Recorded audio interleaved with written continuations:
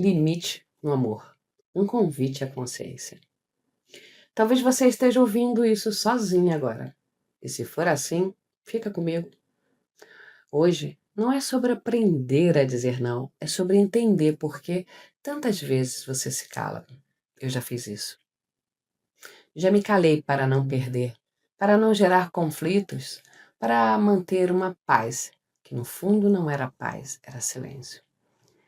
Amar não é se ultrapassar. Quantas vezes você disse sim, quando tudo em você gritava não?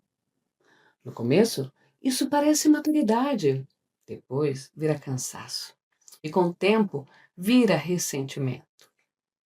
Toda vez que você se abandona para manter uma relação, algo dentro de você se fecha. Limite não é frieza. É clareza emocional. É saber onde você termina e o outro começa. Existe um medo muito comum. O medo de desagradar, de ser vista como difícil, de perder o vínculo. Por medo a gente se cala. Mas existe um preço invisível nisso e se diminuindo para caber. Exatamente. E se diminuindo para caber no outro, para caber em relações. Você começa a engolir palavras, normaliza o desconforto e aos poucos vai perdendo partes de si. O corpo avisa, a garganta aberta, o peito pesa, o estômago contrai.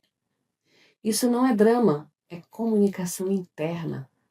Em quais relações você tem sido compreensiva demais e verdadeira de menos? O que você tem chamado de compreensão que na verdade é silêncio forçado? Talvez hoje você não precise confrontar ninguém. Talvez o primeiro limite seja interno. Reconhecer que algo te machuca, que isso não é ok, que passou do seu limite. Consciência vem antes da mudança.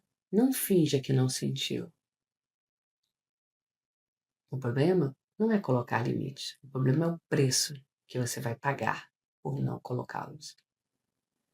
Quem se ofende com seu limite estava confortável com seu silêncio.